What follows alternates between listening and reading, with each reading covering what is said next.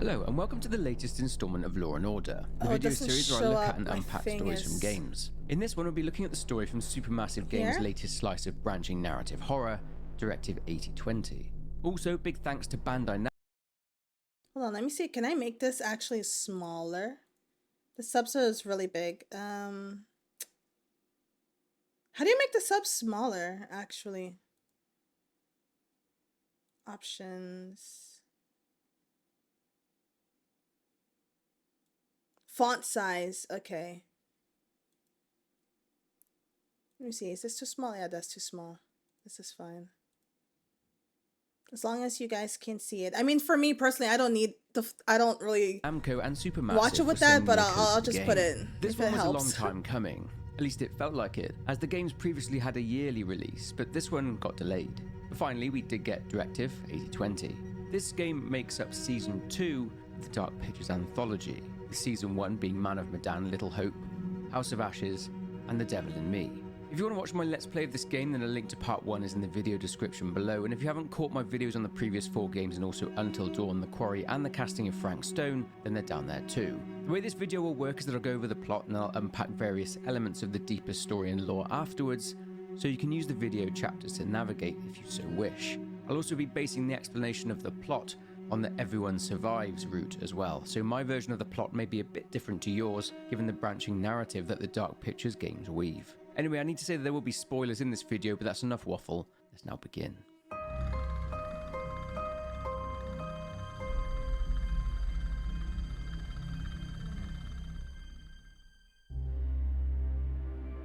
Earth is dying. The search for a new habitable fresh start for humanity has revealed something viable within our galaxy which sits within the star constellation Cetus. Within that constellation is a candidate planet by the name of Tau Ceti Lava, F. hello, welcome to the stream. How are you doing? Led by its CEO and founder, So, are all the next games going to be sci-fi? I am not sure. The world and launched a colonization effort to save the human race. Wait, can you guys hear it? My bad. Can you guys hear it now? To unprecedented investments in the advancement. Well, let me. Sorry, I was like talking. How are you doing, Lava? I am not sure. I just thought this one was after The Devil in Me. Earth is dying. The search for a new habitable fresh start for humanity has revealed something viable within our galaxy which sits within the star constellation Something's Cetus. wrong with my audio. Within that constellation is a candidate planet by the name of Tau Ceti F. With time running out, a company called Corinth, led by its CEO and founder Lamarcus Williams, was able to secure funding from around the world and launched a colonization effort to save the human race. Here at Corinth, we're committed to unprecedented investments in the advancement of space travel and terraforming technology. The Cassiopeia will be the first manned exoplanetary survey mission, with our ultimate goal being colony transfer. Thus, the starship Hello, Rose. Cool horror game. Hey, thank you. Actually, we just beat Directive 8020. We just beat it, and I was doing good, and I lost 3 characters. Destroyer. So right now I'm watching we're reacting to the Gaming Harry's Law and Order video about the story, because I got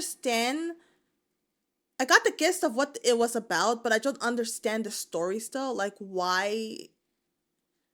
Like how many? Let's just watch. Nearly 3 months using 3D printing, along with its sister ship, the colony ship Andromeda. The Cassiopeia was to go ahead and stay in close orbit around Tau Ceti F in order to carry out reconnaissance, and the Andromeda was to arrive 6 months later in an effort to terraform the planet, whilst Cassiopeia and its crew would return to Earth once the Andromeda has landed. Oh, I missed you playing in this. Yes, there's several endings, and Destroyer had he said it the right way. So if you watch different people's playthroughs, oh, you don't know the twist ending. Well, once you watch it, wait, Lava, then is this okay for you to watch it, because this is going to have spoilers, because he has played the game, I believe. So it's going to have spoilers and tell you what the ending of the game is. Is that okay? And I also have my VODs, and I'm dual streaming, so you can always go back and you can always watch it. From playthrough 1 is on YouTube right now. Equipment. So along We with beat it our in 2 settlers, playthroughs. it carries the means for them to thrive on our new home. The Cassiopeia is equipped with the same Great. technology. I can't wait as for you to the see it. failsafe, Everything so went to we're shit. ready whatever happens. I'm still sick. The mission is being led by Commander Nolan Stafford, who is one of the founders of Corinth's space program, and the other astronauts on the mission have been carefully selected and handpicked. Child, I around missed the this world. poster. The best of the best. One of which is his best friend Bill's daughter, Brianna. Bill Young was a legendary astronaut himself, but died not so long ago. Is that with Jamie Bill Foxx? asking Nolan to look after Brianna, and he became a sort of father figure to her. Anyway, after training for months, they begin their 8-year round trip. The crew is placed into 4-year hypersleep, and they are monitored by 2 sleep technicians who would spend 4 years on the Cassiopeia with only each other for company. Only a few hours before the crew are scheduled to be woken up by the 2 sleep technicians, the Cassiopeia is shaken by something. A Canadian astronaut, Thomas Carter, along with his colleague, a British astronaut, Parry Sims, check out a monitor and see that there's been a hull breach on Deck 2. They debate whether or not they should consult the ship's AI, the Oracle. If they choose to speak, And you gagged by my stream streak getting someone killed. I know. I don't know. I'm so slow. What? I don't know why I was thinking to press D. The whole time I'm using my mouse to click on the actions, and I decided to press D and I got him killed. I'm so sick. I was trying to be so careful. So careful. I don't know what happened. I honestly do not know what happened. with the Oracle, it says that a meteorite has penetrated the hull and has breached the maintenance facilities. So bad. The Oracle says that it cannot perform the necessary procedures needed to fix the breach. Yeah, I don't so understand Carter the and Sims Oracle. must handle this themselves. After leaving, though, the Oracle ominously flashes a message on the screen stating, "Life form detected." Making their way through the medical complex, getting eyes on the breach and suiting up, they go out for a spacewalk. After watching a video message sent from Carter's family and having a heartfelt chat, they fix the hull breach and go to head back inside. Unfortunately, Sims isn't watching where she's stepping, and the pressure underneath the vessel exterior launches her out into space. After using the boosters on her suit, she's able to get back in control and approach. This part gave me such a heart attack. I swear to God. When that happened, it gave me a heart attack. And I'm like, oh my God, I'm already killing one? I was talking about the girl, Young. Oh, I know. Oh. How am I going to get the main character killed? Does that make sense? No, not at all. So maybe you are right about the sleep technicians also being... Well, Lava's watching it, so it's gonna have spoilers. They might also be clones. Carter. Now he can catch her, but if he fails to, she floats off into space with no hope of survival. This leads to Carter sitting alone and devastated. On the other hand, if he catches Sims, they get back to work in fixing the ship's systems. Depending on what happened out on deck, Carter can either hear a noise, or he loses contact with Sims. He goes to investigate and sees Sims stood in a doorway. Approaching her, she seems different. Even so much as potentially attacking Carter, but he has to run, either being caught and killed by her, or making it back to his room, where he is, well, still killed by her. As scheduled, the flight crew begin to wake from their 4-year hypersleep. After speaking with Stafford's second in command, Does she always lose and the her senior eye, mission or officer, you her can Dutch avoid it? astronaut Laura Isley, Brianna For Sims? Yeah, I was told that for Sims and Carter, you can't save them no matter what, unfortunately. It's really sad. So like those 2 characters are gonna die no matter what you do. Because I did get the one where I did everything right and I made it back to the room, but Carter still got killed by Sims. By the alien Sims, Stafford, pretty who was much. trying to get in touch with the 2 sleep technicians. They weren't there to welcome them when they woke up. Sims makes contact with Stafford eventually, telling him they're running systems diagnostics, but they weren't able to repair the engines on Cassiopeia, which is I'm still trying to figure out who woke them up though. So was it the alien Sims that woke them up? Because you have to have someone to press the thing on the pod to wake the others up, right? a problem, as the ship's orbital window to orbit the planet is 1 hour away. Sims is still being incredibly on a timer? creepy, and she places a vent cover whilst the flight crew say hello to their final member, Noah Mitchell. Stafford tasks Young and Isley to carry out engine checks, whilst he goes with Mitchell to reboot the CO2 scrubbers. They chat about this being Stafford's final mission, and they also speak about a member of the science crew, Zoe Anders, who was a last-minute replacement for the previous science officer by the name of McNamara, who died in tragic circumstances shortly before the mission.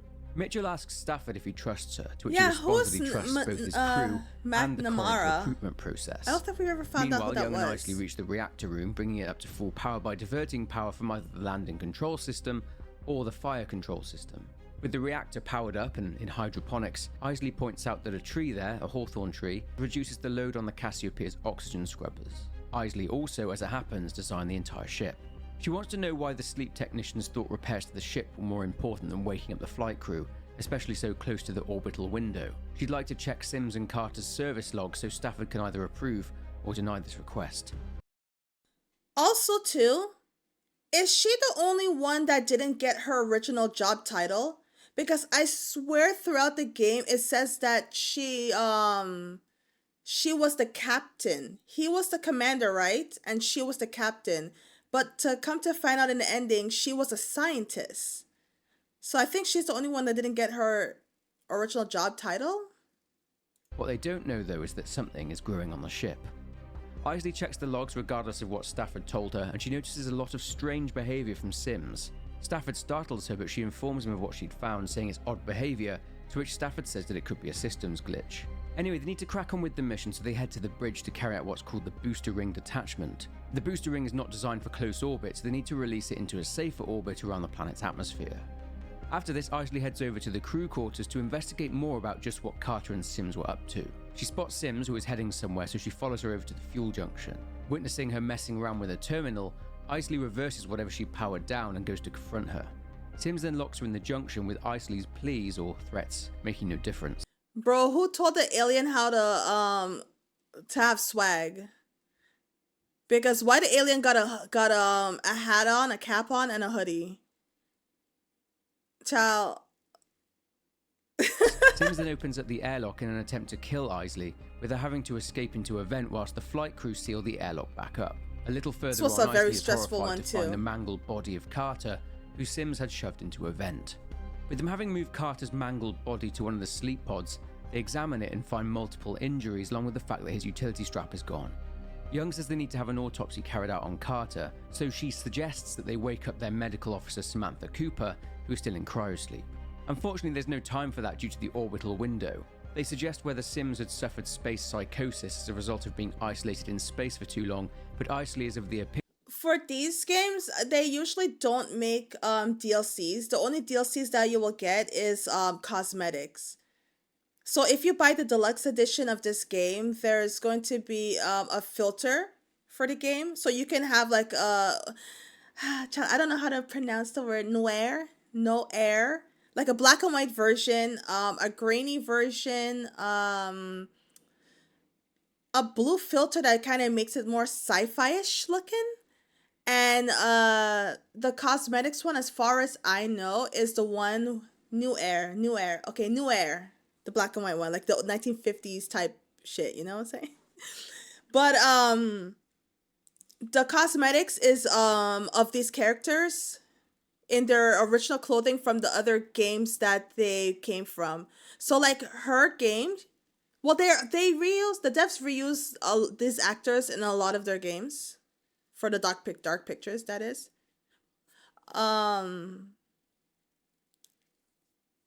yeah. So she's from Little Hope and House of Ashes. Right? Because I don't think she was in Devil in Me. So yeah, she's from Little Hope and House of Ashes. So I believe she had her Little Hope, which is the Dark Pictures Little Hope, the second game. So she had that outfit on. I just didn't want it because I thought like, okay, why would they be having on like normal clothes in space? Opinion that space psychosis is just a myth. They all then head over to the cockpit, but the growth is spreading and has now corrupted the flight control systems. They enter the marker, but due to the growth having damaged the flight controls, they're unable to disengage the burn, and their orbital velocity is now changed, meaning that they will hit Tower Seti F if they can't get things under control. They need to get the landing controls online so Stafford can either sit there and do nothing, they gotta be or he can drippy. get out of I'm his seat dead. at great risk to his own life and reset it. Let's say for the sake of story, he makes it back to his seat. The ship then crash lands onto Tau Ceti F, but everyone survives. 30 minutes later, the rest of the crew wake to warning signs and system failures. This includes the aforementioned medical officer Cooper, science officer Anders, and the technical engineer Joseph Cernan. They also wake up Corinth's CEO Lamarcus Williams, who is also with them on the mission. Only his body isn't coping well with the rigors of space and hypersleep, and he needs some quick medical intervention from Cooper. After Cooper and Cernan go to get the pod room doors open, they speak with Isley. Well, it's sci-fi. Do you think the series could possibly get Safe to DLC? say Williams isn't very happy about the only DLC that they released so far is just the cosmetics one. I don't believe they're going to release a DLC for this one because the game has many endings. Depending on, I guess, who you saved, what path you took, or any hidden stuff, your ending is going to be different to mine. But Alien Isolation 2, they're working on it. Did you guys see the trailer for that one? The whole time I never realized Cooper was a medic. Yeah, Strong Mommy's a medic. What do you mean? So far, especially after the billions he poured into it. Anyway, angry billionaires aside, the concern is that they don't have enough fuel for landing and taking off, as that was never the plan. They also learn about Sim's psychotic break, that she'd contributed to the crash, and that Carter had been murdered by her. They agree that they need to go and find Sims before she can do more damage. Getting to the crew deck, they split up, with Cooper and Anders heading through the mess hall. They find a utility strap and it's Carter's, with it detailing his last moments. A warning about Sims and how she was trying to kill him. Both Anders and Cooper mention how Sims was screened, and that it shouldn't have been possible for her to even suffer a psychotic break. Yeah, she was in the Marines. I guess she was a field medic. Is that what they would be called? Can't wait for it. I'm a game designer. That's awesome. That's really awesome, Lava. Which deemed them to have a professional compatibility of 98%, and more importantly, a 0% chance of them harming So you're thinking of making a game like this? this? The crew quarters, they find the area where Carter and Sims live now overrun with the growth. But of course, it's new to them. Anders quickly seals the door, pleading that going in there goes against every scientific protocol, given that it could be alien in nature. However, Williams sees this as a once-in-a-lifetime opportunity, and Anders ends up being overruled, with Cooper going in to get a sample as they need to know what it is. After grabbing it, they say they should go and examine it. With everyone back on the bridge, Stafford addresses them all with them remembering. Oh, by the way, Destroyer, they did run some tests on it, and what is it? Liquid oxygen was not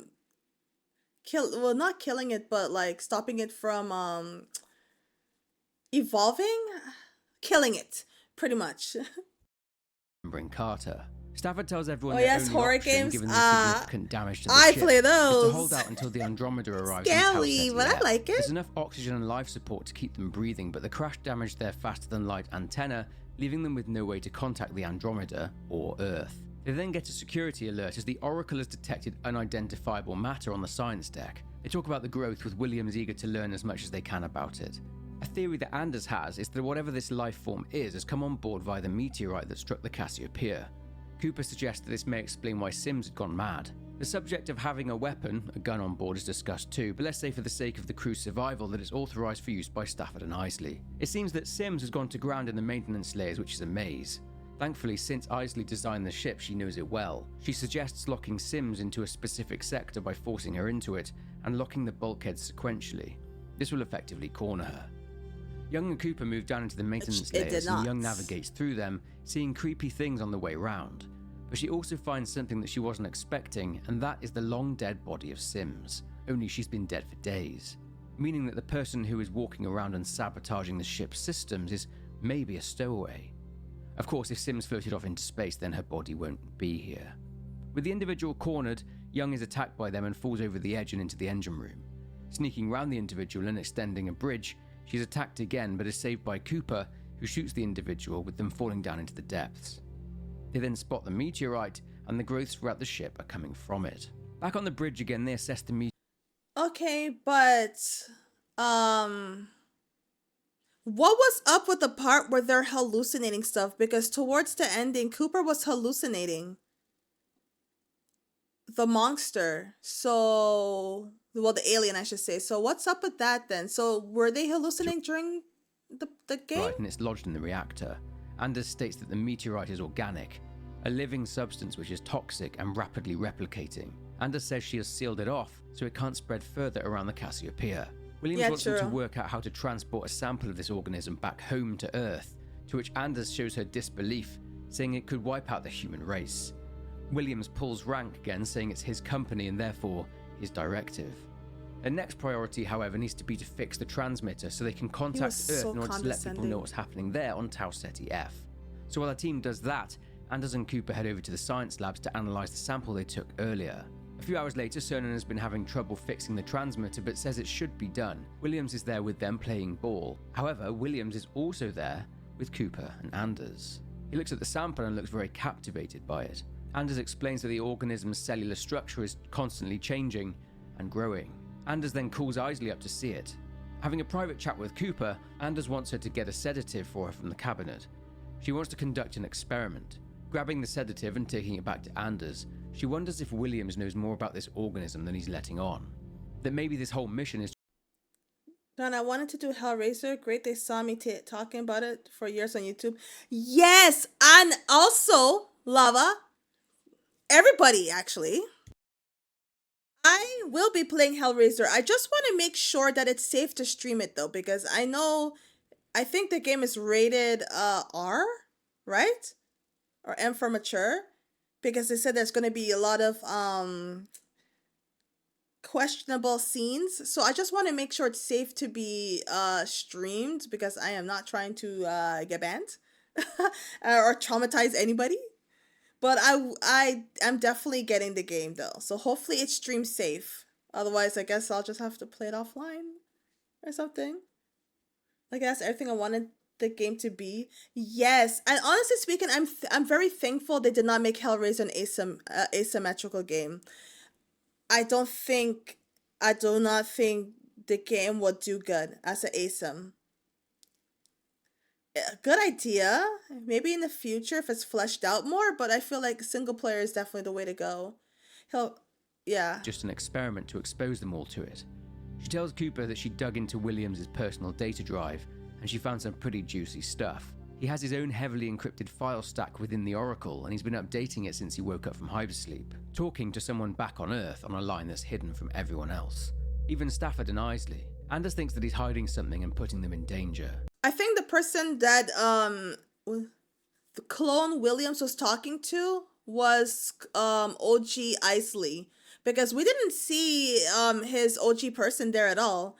Even the people that was sitting there at the desk on at the ending when OG Isley was doing the report, I don't think I saw Williams, the OG one. It'd be good. Looks like it has blah, blah. I'm sorry. You know what? Let me move this here and move that there, so I don't end up reading the same thing over and over again. Drive, but she needs Williams out of action. Yes. For a while, hence the sedative. I just hope it's stream safe. Joined them, Anders performs a shock experiment, shocking one of the My samples. streams are 18 plus, but like they're connected as one. The trailer had a lot of crazy shit in it. These samples of the organism could stop or at least slow the entire thing's growth. They agree to try doing this by freezing it with liquid oxygen. So Mitchell is sent down to Fuel Junction 4. Meanwhile, Williams speaks with the Oracle, asking for further instructions, to which the Oracle replies, telling him to keep filing his reports for this cycle. He then orders the Oracle to prepare... Is Friday the 13th getting a remake? No, it's not, unfortunately. But the same two devs, Gun Interactive and, well, they were Gun Media, but now they rebranded as Gun Interactive.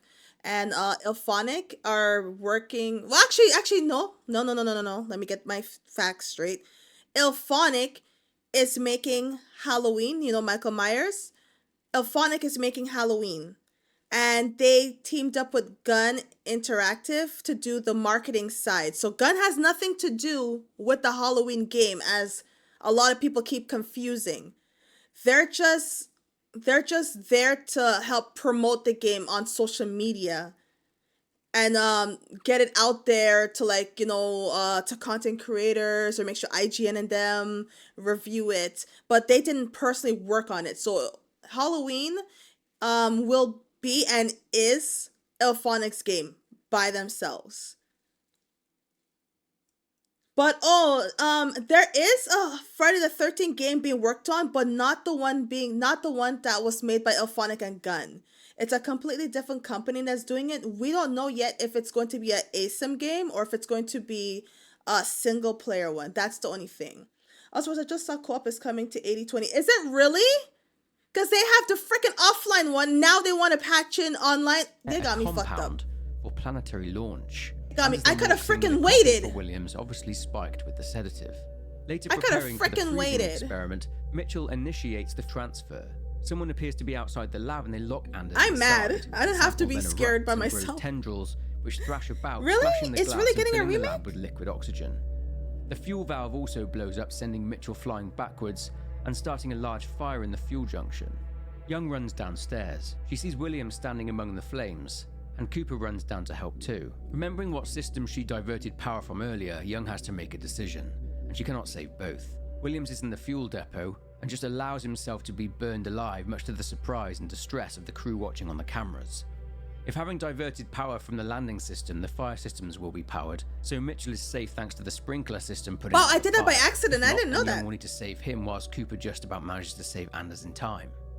9 hours later, the crew are still talking about how they can repair the antenna. Anders explains that someone locked her inside the lab, and Cooper tells her that Williams is dead, and that whatever it is that he was hiding doesn't matter now.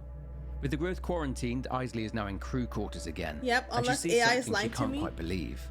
Yeah, because I believe someone asked the devs and they said that they weren't going to add co-op to this one because they said the way that the story plays out, the co-op wasn't going to work the way that they intended. Really? I'm going to have to research that. I didn't know that they were going to actually remake the game. I knew that they were making a Friday the 13th game, but I didn't know it was going to be a remake. Man, F13 running people down, like running people down with the car. That shit was freaking funny. Or once you're done setting up the car and stuff like that, someone comes with their gun and like pow. That shit was crazy.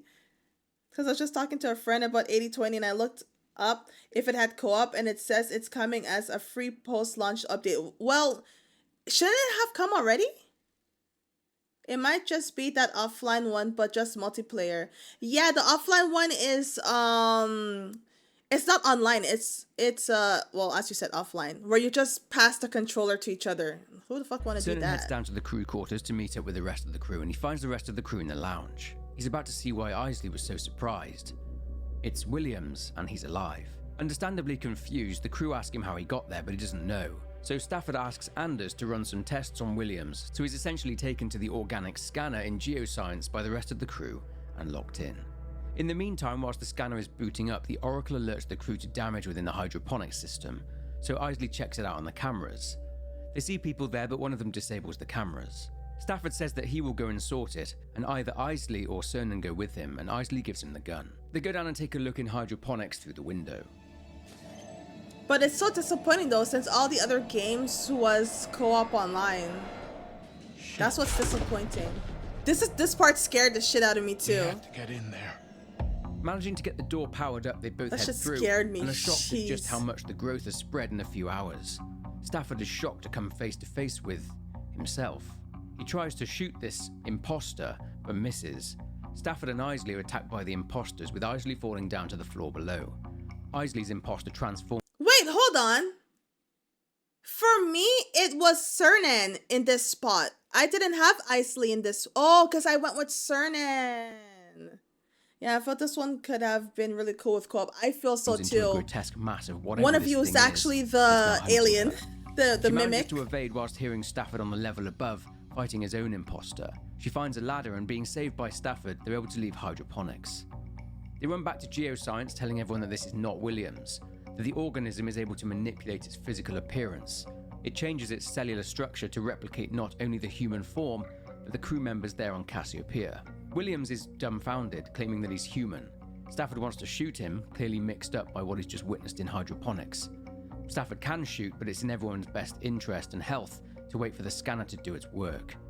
Low-key though, low-key. I almost killed this bitch. I almost killed his ass. But the last second, I'm like, you know what? Maybe I should not shoot him.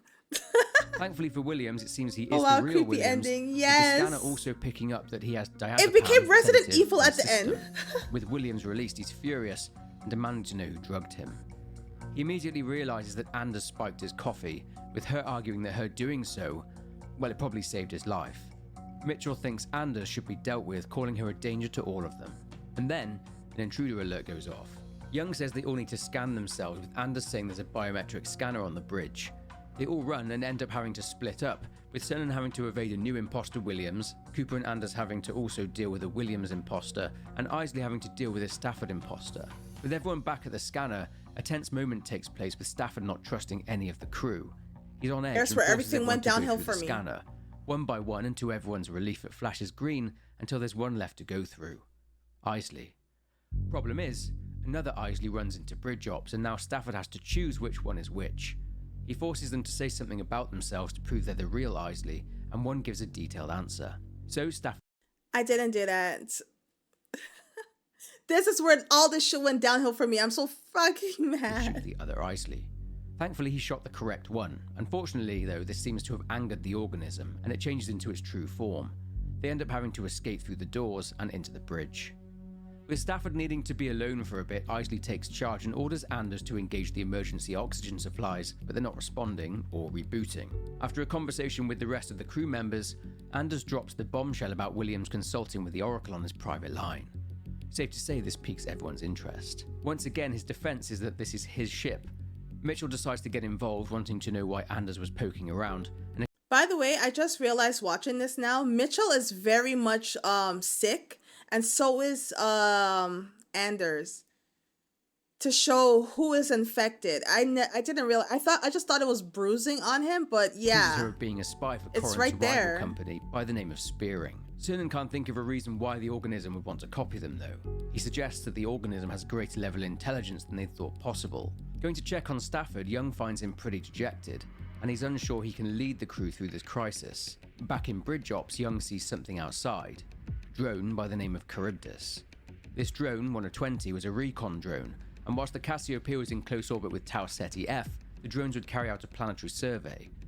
That information will be collected by the Cassiopeia and sent to the Andromeda for their terraforming. See how sick she looks? Anders floats I the should have idea that they known. could follow the drone Damn to its it. probe and use it to record and send an SOS to the Andromeda.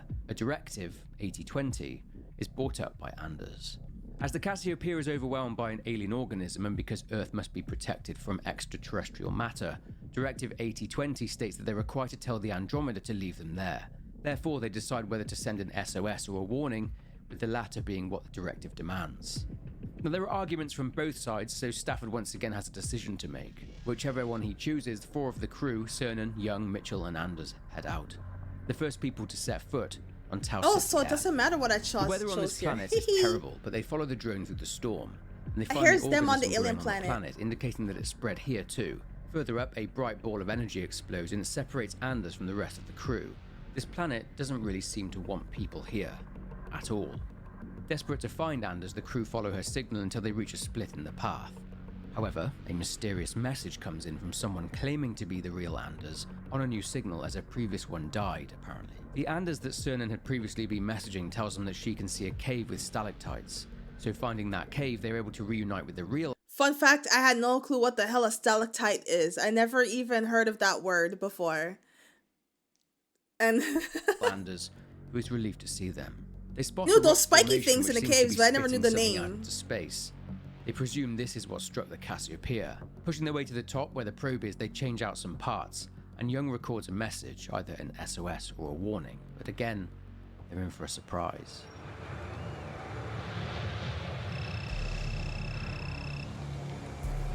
You go to just this planet. So pretty much you've crashed onto this planet for the whole entire game. But majority of the events takes place on your ship. It's like Alien Isolation in a way, if you think about it, with Dead Space, Last of Us, and the Thing movie.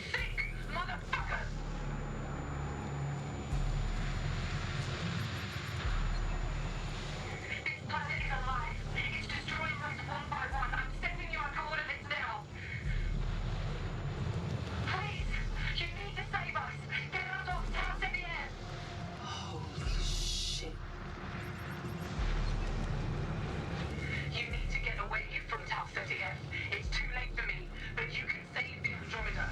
I can't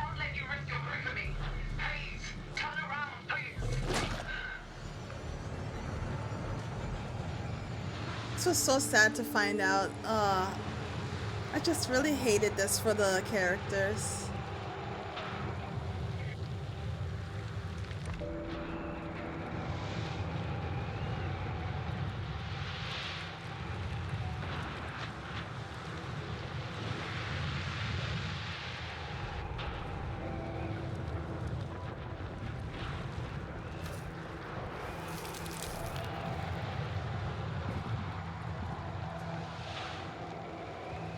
Really hated this. It was so sad, man.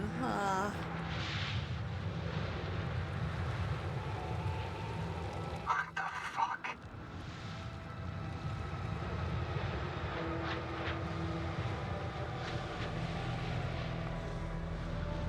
This reminds me of Prometheus. Yes. You know what? That's the movie I've been I keep thinking Alien, but it's actually Prometheus that I kept trying to like get the name of. Yes, yeah. Prometheus is a perfect one-to-one. With the Thing mixed in together. So all of this is like the ships, the same ships that landed here.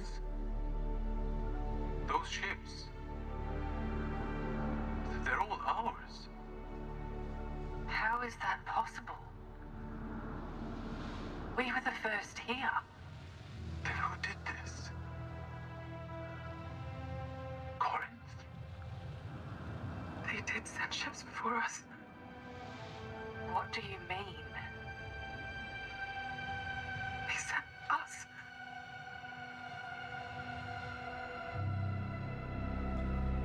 I hated this ending. I don't think we needed this twist, to be honest. It's sad though, it's sad though. You think about humanity. Half a dozen of them. All of them were of us. This has happened before. But it does make for an interesting ending. For sure. And we're not the original crew. This is a fucking nightmare. How in the living hell do we not know? Honestly, somebody had to know. Was it you, Anders? Was this why you joined the crew so close to lunch? It's too convenient that you were brought in last minute. You fucking knew, didn't you? I still don't understand why he was so aggy on Anders. Talking? Are you not furious? This is insane. Please, just leave me alone. Anders. Back on the ship, Mitchell confronts Anders, demanding to know what she's not telling them. But she tells them she ran ahead because she doesn't trust any of them. Since they've been locked up in the bridge and outside on Tau Ceti F, the growth has spread some more, with horrific copies of their fellow crew members starting to grow from it. With no choice but to go through this corridor, Young gets separated from the 3 other crew members and ends up trapped in a game of cat and mouse with one of the monsters that came out of the organism. Nonetheless, she's able to evade it, and she's able to meet back up with the other 3 outside of bridge ops. Unfortunately, the bioscanner is broken, but they'll just have to trust that none of them are Like the aliens. movie, The Thing? The Oracle then addresses Young directly, Or the telling her game. they I think received there's a message game from for The Earth. Thing. To her surprise, Isn't there? I think I it's saw it her, on Steam. the original her. She says the government knows what is on Tau Ceti F, and have done ever since Charybdis sent it. But the Thing movie, I believe it has been remade. No, has it? No, let me think. No, I don't think it has been remade, has it? There's a prequel. There's a new one, and I believe that's a prequel to The Thing. First report. I don't know if that's a keeping spoiler knowledge of or the life not. form one big The secret. graphics outdated. Oh, the game you're government then talking told about. Corinth to carry on. I never To played reveal there it, is but no I believe I Andromeda. saw it on Steam. Behind this castle here is another one. That would be another one. awesome. 6 months behind that one.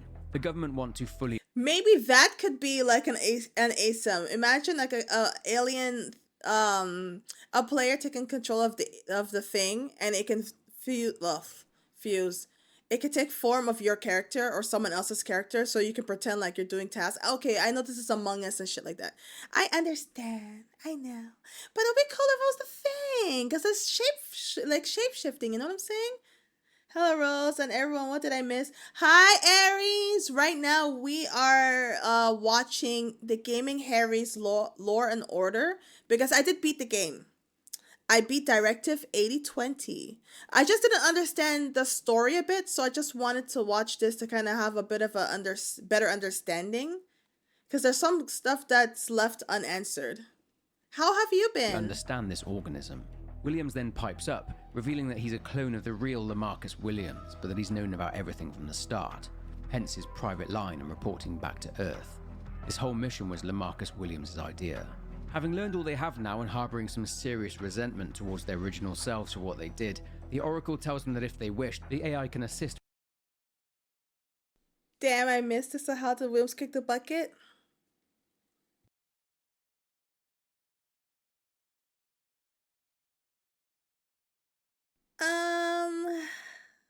I don't want to spoil the ending for you.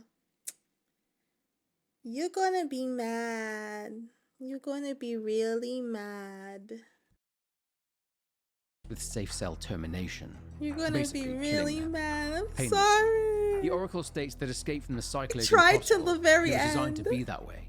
It takes some time to process it all, and then Young sees something in the sky which is a bright light. Mitchell says it's the Brewster ring, and Young suggests they try and get to it, as it has air and lots of supplies. She suggests the SEV, the Science Excursion Vehicle. Having pitched it to the rest of the crew, they all go for it. Apart from Williams, though, who tells them they're He doesn't. At least in my playthrough, he doesn't kick the bucket.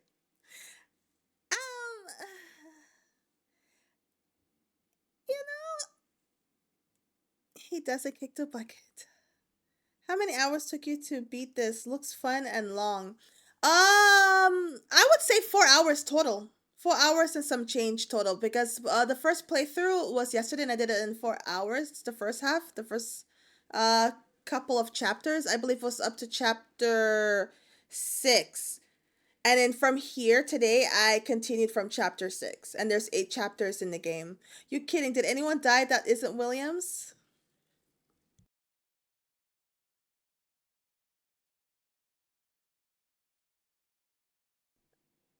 Young, Mitchell,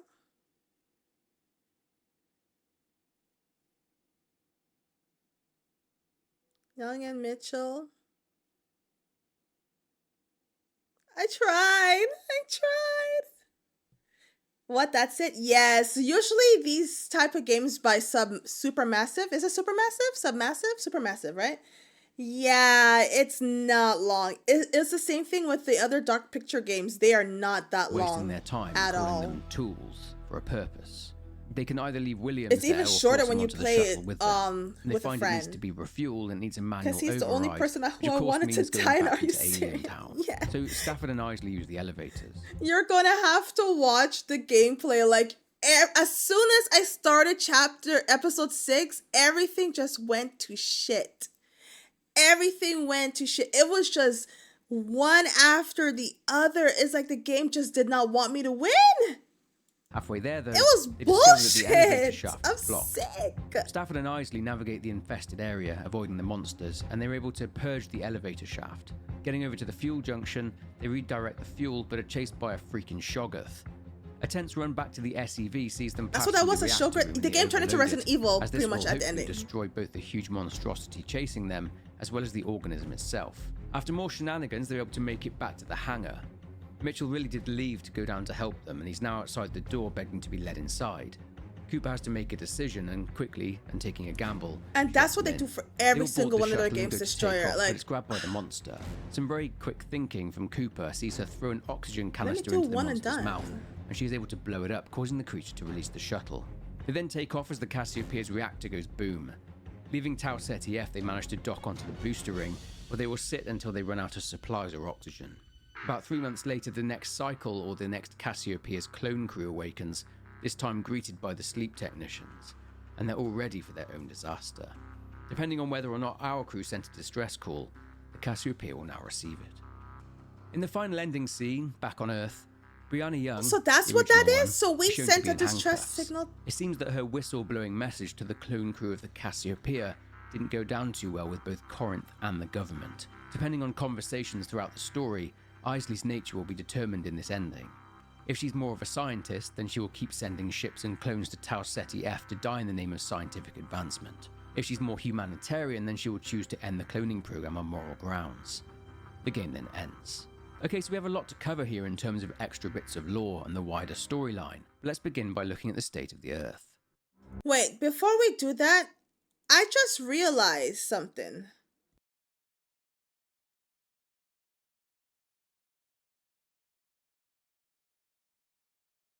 Shoot, you can't see my... Damn it.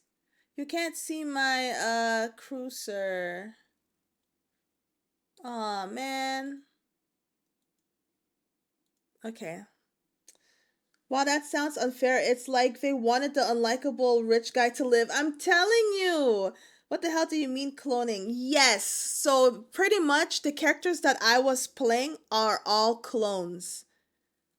The monks, the alien thing is pretty much a biomass of all the clones fused with whatever the alien is.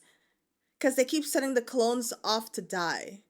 Did you speedrun Resident Evil? Wow. No, I didn't. I didn't speedrun it. But I did play Resident Evil Requiem. The only ones I didn't play on stream was Resident Evil Remake 2, Resident Evil 5, Resident Evil 6, Resident Evil 0, Resident Evil 1, and whatever little spin-offs that was. I just played like the main ones. But I have Resident Evil... From Resident Evil 3, it's on my YouTube. I did play that. Before I debuted as a VTuber.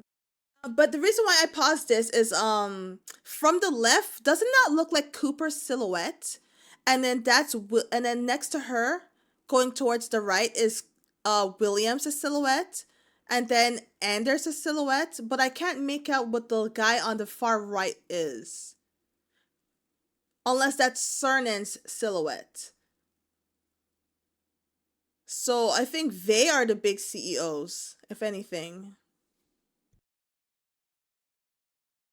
That's unexpected and that is gross. And I feel like because of the clone thing, that kind of seems pointless, you know. That's what I was saying. I wish they did not do that twist.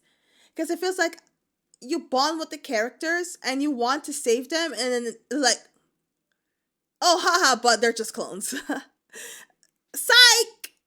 And the race So it's to try and like, find a planet that passes the Goldilocks test, which so if they're essentially just gonna keep getting determines how sent habitable out a there planet is to and die, can sustain what's... human life on it. You know? Now there was a We didn't need company, this twist. Arrival of Corinth, called Spearing, who wanted to try and save the planet rather than just abandon it and look for a new home. There were also people who opposed this too, being called pro-Earthers, and they were vehemently against what Corinth were doing. Also, according to this Yeah, letter, but it there were kind of also takes curfews away in from the place. game, To top it all though. off, Earth was experiencing a food Like, crisis, now I don't so a feel like company, as attached to the Imito Labs, characters. created It's a like rapid organic growth module called more clones is Nutrimito, gonna and it would make survive. food not only more accessible, but also more like the sustainable, with entire it being game able was to produce spoilers. healthy animals from a single DNA strand. Like, They what's the support point? Corinth's You space know, that's program just as a wasteful. food of the Yeah. future. This company ended up being acquired by Corinth in 2051, but that's something we'll get a bit further into shortly. By the looks of things, a few years earlier, If you have Resident Evil 3 Remake only PC, they adding all cut content. Can't wait. Oh, wow. Really? I have it for the PC. And I actually platinumed that game. I don't know why I'm saying platinum. I 100% trophied the game. Corinth had tried to terraform and colonize Mars, with best friends Bill Young and Nolan Stafford going there. Bill died, but it's not really known how. I don't know, the or whether dad it was kinda looks connected to this CGI. mission. But anyway, kinda Mars was looks deemed like ruined, Carter's so a new wife. planet was needed. As mentioned earlier, the Goldilocks criteria was able to identify a suitable planet within the Cetus constellation, and it was subsequently I have made to a candidate finish, for terraforming and colonization, with the Mouse plan being to PI. migrate all of humanity I know onto the about planet Resident over Evil time. 2, child. Lamarcus Williams had also managed to secure massive cash flow, not Maybe- only from maybe the for United States Halloween. government, but from governments around the world. But as soon as that cash landed in Corinth's bank account, what it was actually being spent on was anybody's guess. But of course, we know that it was being spent on the clone mission, Project Selenite. Okay, so back to that organic growth model from Imito Labs. Well, as mentioned, in the year 2051, Imito Labs was acquired by Corinth. They were interested in the technology created by this company, and Like, what was the point of playing getting attached to the characters just to find out they are clones? Like, what the F?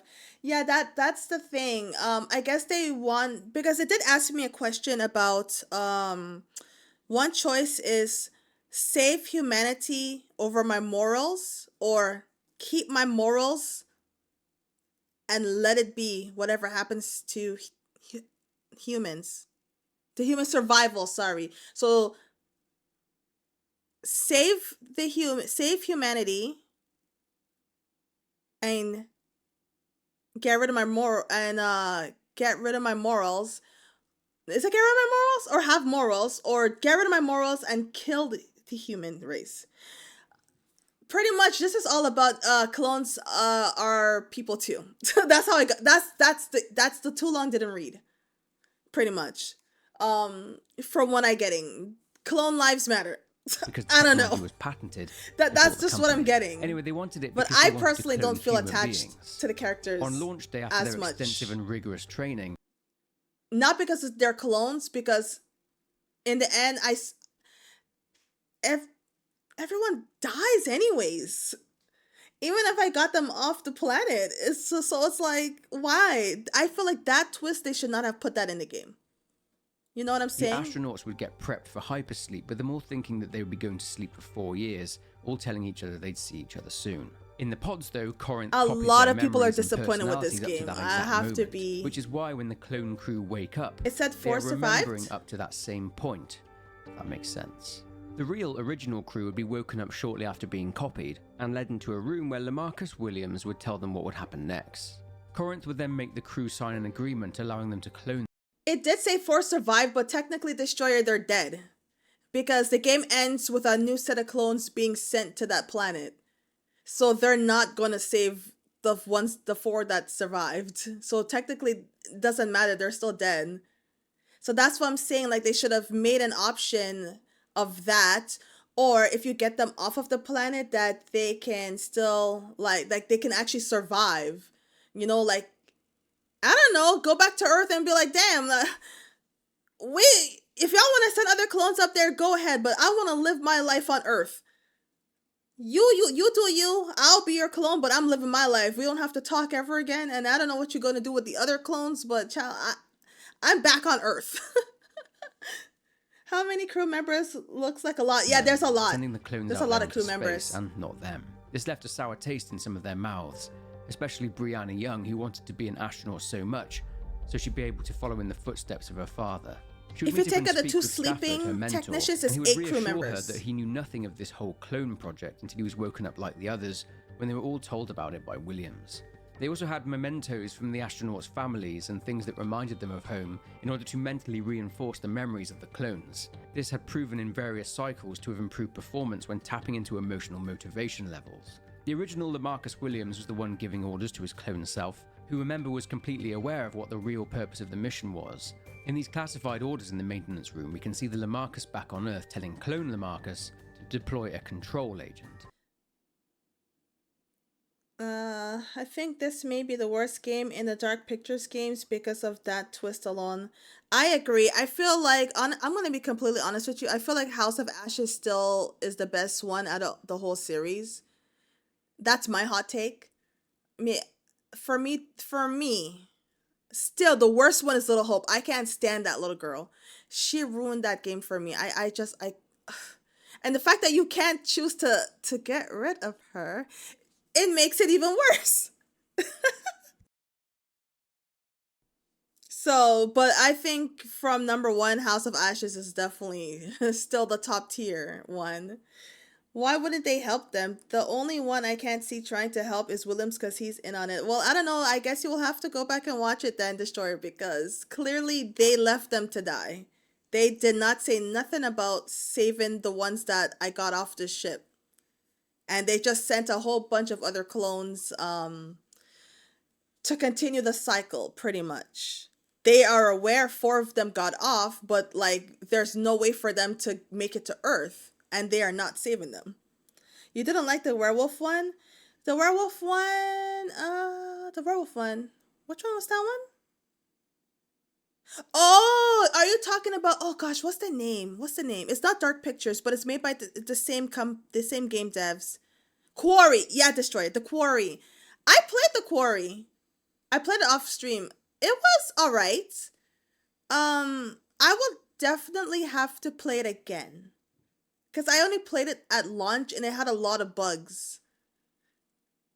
And it's so unfortunate how the co-op is in that game. I did not enjoy having to sit there and watch someone else play it when they advertise the game as co-op, like the Dark Pictures, and pretty much it's just like there's a voting system.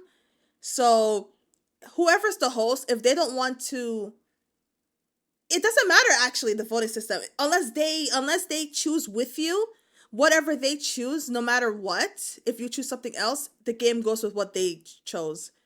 It just sucks. Yeah, the way the co-op is for this one is like how the offline co-op is for the other games. You play the game, but you pass the same one controller to each other to play different characters. So like Destroyer, if you're playing Stafford, and then you play him, and then whenever it gets to Young's part, you will pass the controller to me in real life. So I don't know why they would. Who the fuck want to play like that? Even offline, like make it split screen and still like who the fuck want to pass controllers to each other? This is just stupid. Like I'm just saying they shouldn't have gone with the twist because it's dumb.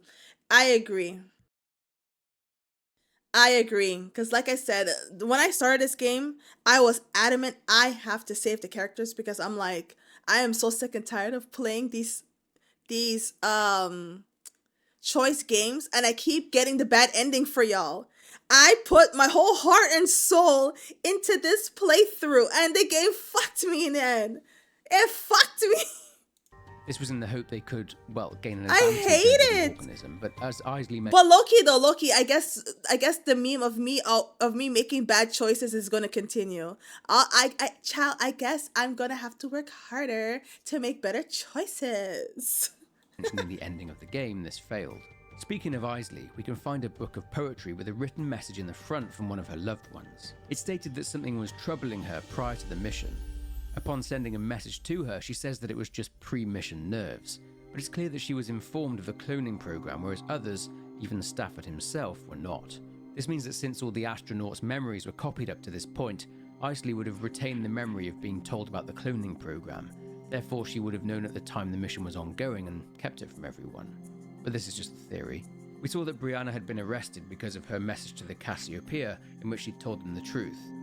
Throughout the game, we get flashbacks of the original Brianna and Stafford, and she is grappling with the fact that these people are technically still her, that they are being sent to their deaths.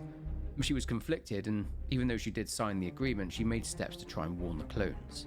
Lastly, the Oracle had noticed some differences in the cycles.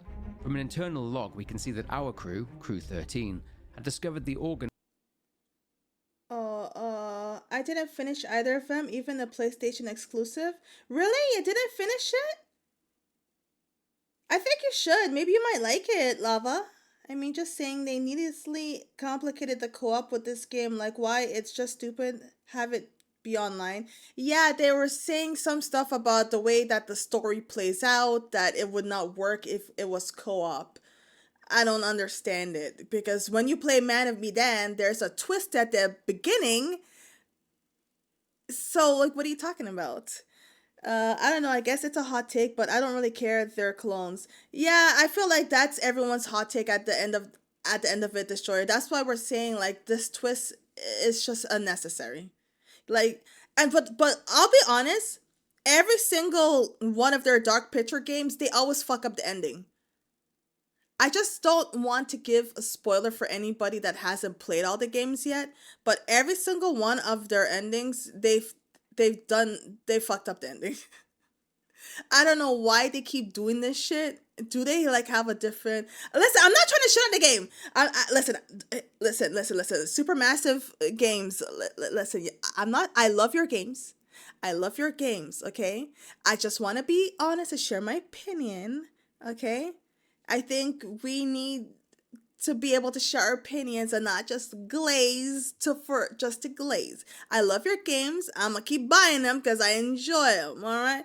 I'm just saying, what the fuck happens at the ending? What y'all doing at the ending? It starts off great and then it's just like chaos for the sake of chaos, you know? Now I can see why this game is getting, people are not happy, especially on Reddit. Oh, you just remind me, I'm gonna watch a horror movie of the game. Which one? The Thing? Accurate, and I have seen all the games, and they do for no reason. It's just like everything is going great, and then chaos. Why? Why? The clones thing doesn't ruin it for me, because to me it becomes a story of breaking a cycle. Yeah, I mean, we're, again, Destroyer, we're not disagreeing with you. We're just saying for us, being invested in the characters is now that I've finished it, I'm not invested anymore. Because it's not because they're clones. That's not what I'm trying to say. It's because no matter what, I can't save them. It doesn't matter if I get them off the ship. They're still dead if they make it to the ring, because they're not going to get saved, and they're just going to keep sending out more and more clones. So I'm not saying that I don't like the ending of the game because it turned out they're clones. I don't like the ending of the games because my choices doesn't matter, because they're just going to die, even if I tried hard to get them off the ship. And I just think that part of the twist was not needed. That's all I'm saying. I'm saying nothing else. That's all I'm just saying for me. Maybe other people got a different opinion. I'm just saying for me. If there was an option to actually get them off and save them, still good. Oh God, you're gonna watch the Until Dawn movie? Who gonna tell him? Much earlier than previous. Who gonna tell him? 13 was the first cycle to we were talking about the Until Dawn movie yesterday. Oh. Projectile, whilst the ship was love a good luck. The F's orbit. Every good other luck. Ship had been struck whilst in close orbit. This means that they discovered the organism much earlier than other cycles. It appears that Williams' role was always to push the group to obtain a sample. The Oracle suggested possibly leveraging the relationship between Anders and Cooper in future cycles. Remember, the Oracle was, as well as the ship, designed by Isley, so make of that what you will. Given the Oracle was guiding future cycles based on previous ones, this may suggest that Isley has a much bigger role than we're led to believe. Given the heat between both Corinth and Spearing, one company, Spearing, would accuse the other, Corinth, of having shady government connections. Whilst it was no secret that Corinth were indeed well funded by governments from all over the world, what Spearing were talking about was something far more sinister. But who are the shady government organisation that Corinth I didn't understand this part. Well, they're an organisation that we've seen in the Dark Pictures games before. Let's go back to 2003. Oh. In House of Ashes, Lieutenant Colonel Eric... Hey, just letting you guys know, just letting at this part, if you didn't play the other Dark Picture games, this is a spoiler. Letting you guys know right now, we are entering the spoiler section for the other games if you have not played it. Just letting you know, okay? King was sent to Camp Slayer in Iraq in order to take over a US Marine operation. A US satellite program named Kalis had picked up a possible location of WMDs in the Zagros Mountains. The top-secret US government organization that had arranged for Eric to be sent there was very likely one by the name of Aegis. Sometime before 2003, a whistleblower had leaked top-secret files regarding the Kalis program onto the internet, and plastered all over these leaks was the logo and name of Aegis. They had become aware of something of great value to them, a number of missing persons cases, strange skeletal remains, along with many sightings of alien creatures that occurred in the Zagros Mountains way back as early as the 19th. That explains those vampire things in House of Ashes. You know, I got the game because it's like Pazuzu. We all know Pazuzu's from The Exorcist. That's the demon that possessed Reagan. So I was like, oh shit, okay, they're gonna tell us about Pazuzu's origins. Interesting. Chat, what the fuck? What the fuck? I got mogged. I guess it's like that Resident Evil movie, Welcome to Raccoon City. I did watch Welcome to Raccoon City. I did watch it. It was okay, I guess. Well, all these games are connected somehow. Yes, they are all connected. They are all within the same universe, 60s, I along believe. with video footage featuring strange clicking sounds. And as we know, what Aegis were really looking for were the aliens and their technology, by way of the ship that crash-landed into the desert during the ancient times when the area was the city of Akkad. This alien ship also carried on it the alien race of creatures that were vampiric in nature. Aegis wanted both the specimens and the space tech that was there, which links into another point from this story. At some point, at a place called Jessup's Station, an incident occurred. This was an incident for which Samantha Cooper, former member of the Marines' medical evac team, was a sole survivor after a reactor meltdown. Could you try and recount for me what happened that night, Samantha? Yeah. We got the call. in orbit. I was doing my nightly checks. Take your time.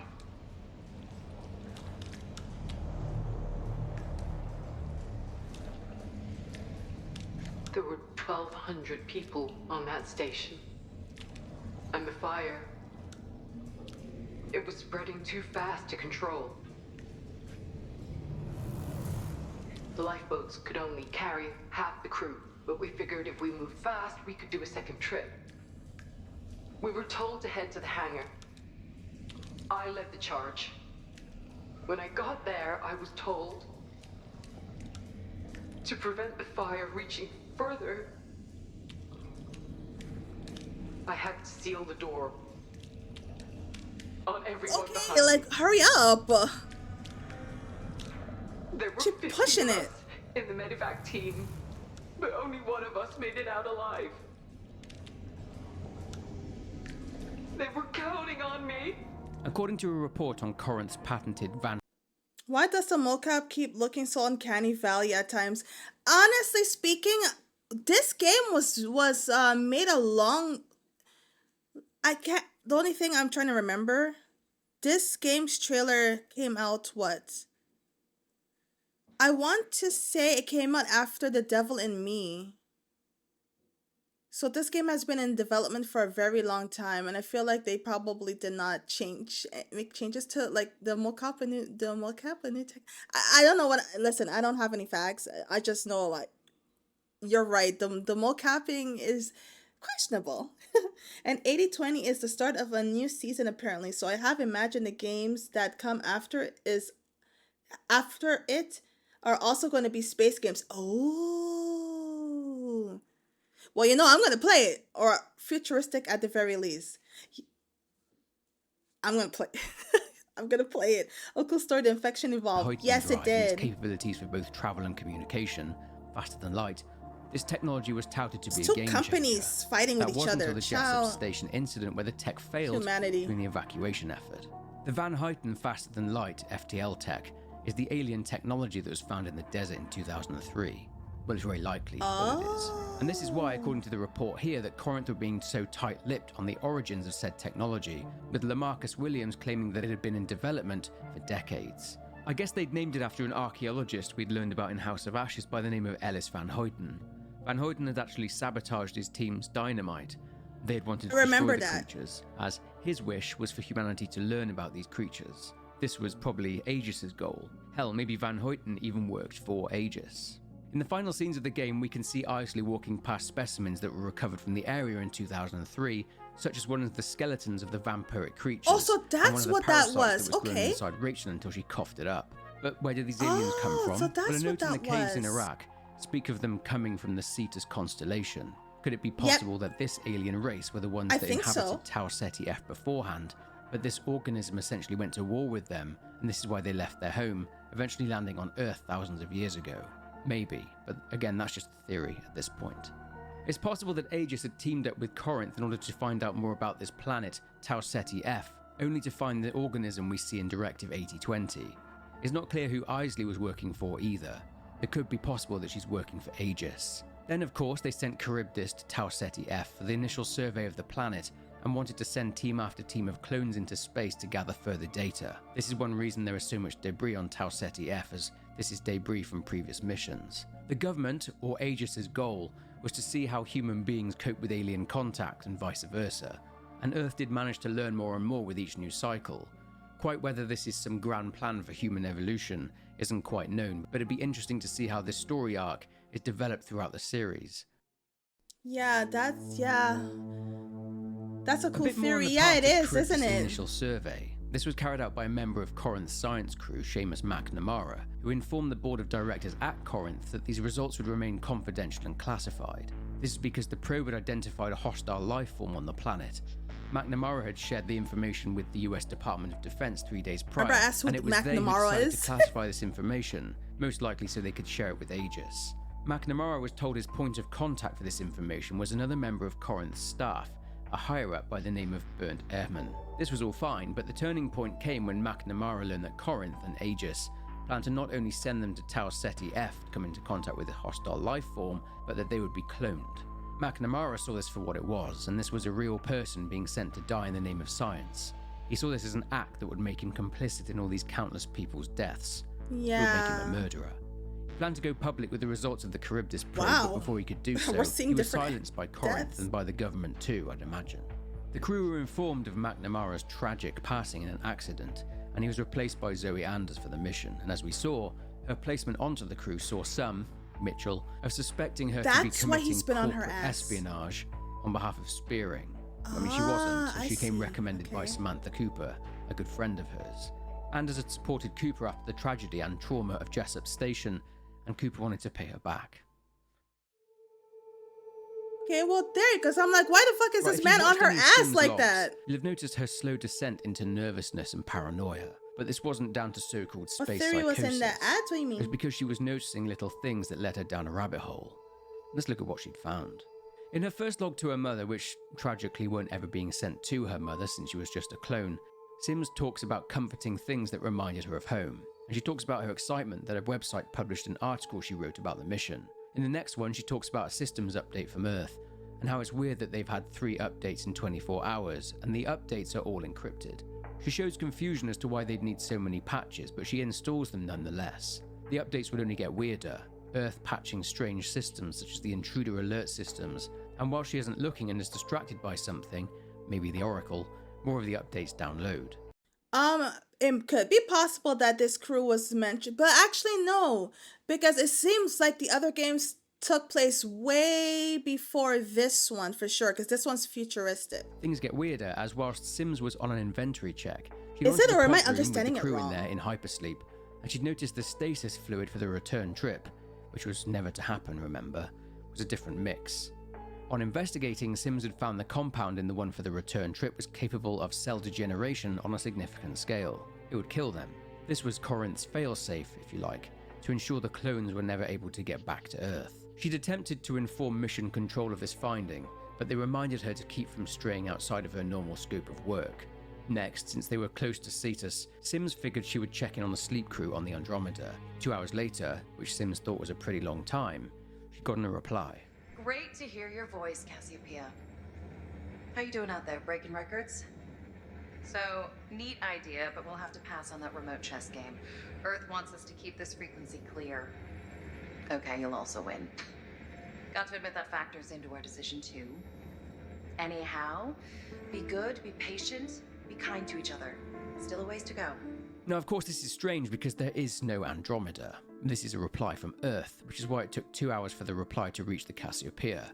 Sims' sixth log sees her talking about trying to get a report on Charybdis to prepare for orbit. But as mentioned earlier, yes, this is a content creator on YouTube. His name is The Gaming Harry. He plays a lot of variety of games. He plays a lot of different games, and he does a lot of this series that he does is called Lore and Order. So he tells you about the lore about the games, and he gives his theories and stuff like that and backstories. It's amazing. I really enjoy his content. This is the backstory of that infection. Yes. So from what we are understanding, all the games are connected. And it's so sad she's been sending the messages to herself. She then borrowed the utility strap that belonged to Lamarcus It's Williams. so sad. Well, his clone. She too had discovered his private line with the Oracle. She tried to crack it, but it had a lot of protections on it. As she leaves to go and put the utility strap back, more updates get uploaded onto the systems. The next log sees Sims stating that she'd used Williams' Sims is the most tragic character of them all. And she'd found that there had been over 80 near misses since they'd entered the Cetus constellation. She expresses her concern that they're not being told about them. Looking at the logs ourselves shows that there were multiple satellites in orbit around Tau Ceti F, which had managed to pick up multiple oddities such as meteorites. One report was classified, and this was obviously the organism being fired up into the skies and into space, one of which collided with the Cassiopeia. At the end of Sims' log, an alert rings out, and the Oracle can be... Yep, her introduction into the Dark Picture games was The Devil in Me. She was Erin, the one that had asthma. Heard saying utility strap user rights have been updated, to Sims' surprise. A log sometime later sees Sims panicking as she realizes she'd forgotten to log out of Williams' utility strap. She says that he received a message from Earth with the title Aegis, and that in the event of crashing on Tau Ceti F, to use the direct line to Aegis, and that they would give him mission variables in order to learn about the life form. Safe to say Sims is getting pretty worried now, especially when she's remotely kicked out. It seems that in her next log she was worried about where this was taking her mental health, and that she did a mental health check with her passing it. But she still couldn't shake the feeling that she was onto something. With the help of Carter, she'd managed to get back on track and climb out of the conspiracy rabbit hole that she'd fallen into. I mean, she was right, and Corinth had made her think that she was going crazy. They both spent a lot of time in hydroponics, and Sims would sit underneath the hawthorn tree there as it brought her some peace. Guys, she's the most tragic clone of them all. Focused on her work instead. But more about this. Oh my gosh, it's so sad. She's the most tragic one. So what exactly did the probe find that the government, Aegis, and Corinth were so eager for the first half of the game hating her ass? Well, they'd released a load of small creatures onto Tau Ceti F that they called tardigrades. Meet the tardigrades, also known as water bears. These microfauna are one of Earth's toughest life forms. Several thousand tardigrades traveled to space with Charybdis to help answer the question, is Tau Ceti F suitable for sustaining life? Our analysis proved that the planet has all the building blocks needed for life to flourish. So, why that look like a pea and a nuss? We'll catch you on So what do you think so far? These creatures that Corinth also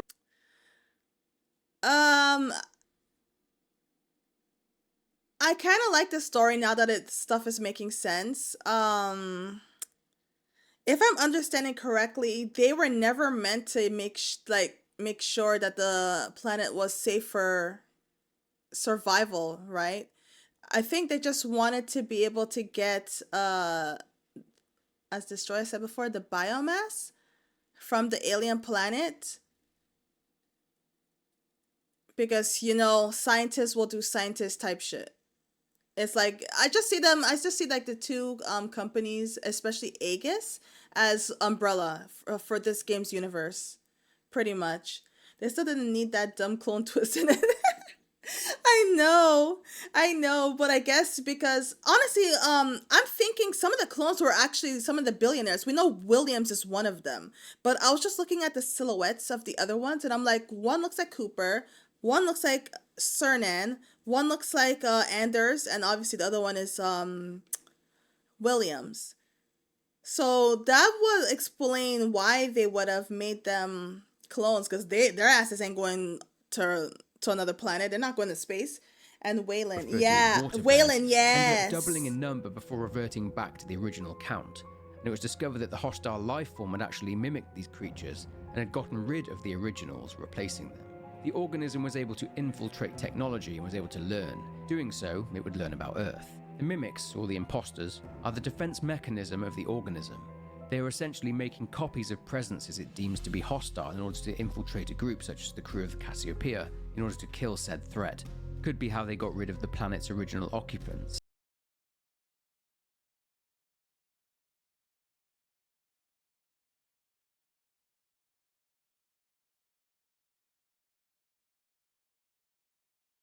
Sorry, I think my headset was like Williams going also knew the life form absorbs knowledge and collects memories.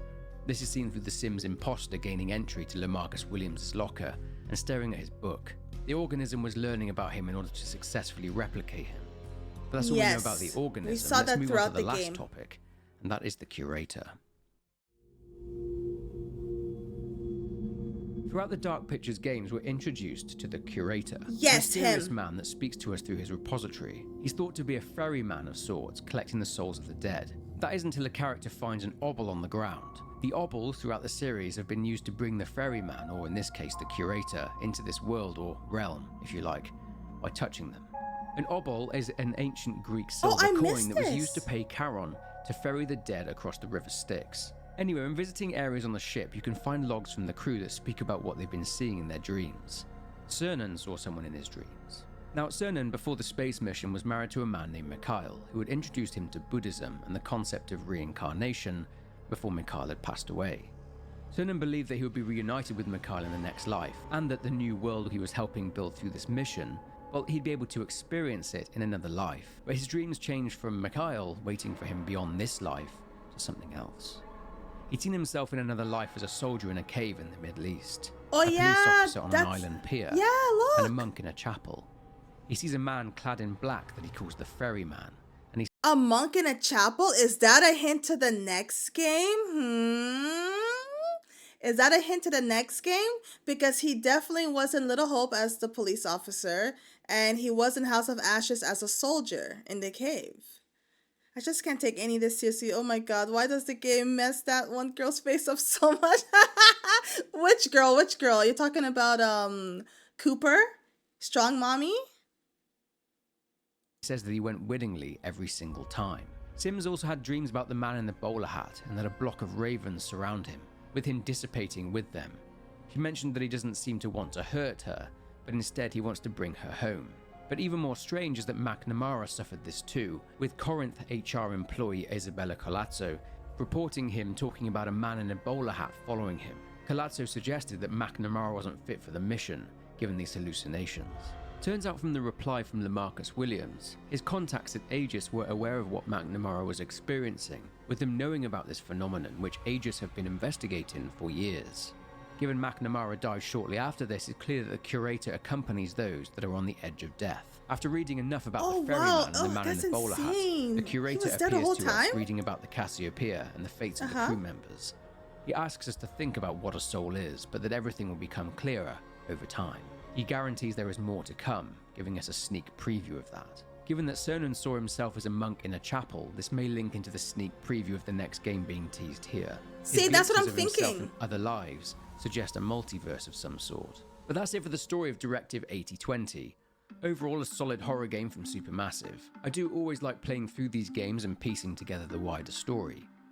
I'll admit I did miss the premonition system, which warned you about future events in the game, and also the curator giving you feedback on the decisions you're making, and his providing you with clues and pointers as to what makes Now, why that man look evil? But yeah, anyway, that's going to be it for this video. If you enjoyed this one, then please leave a like and subscribe to the channel if you aren't already. Comment below with your thoughts, but for now, take care, and I'll see you in the next one.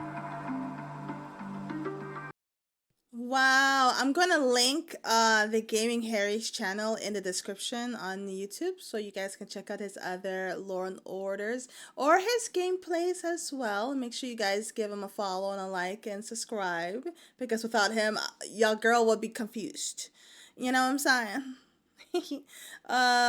1 second, guys.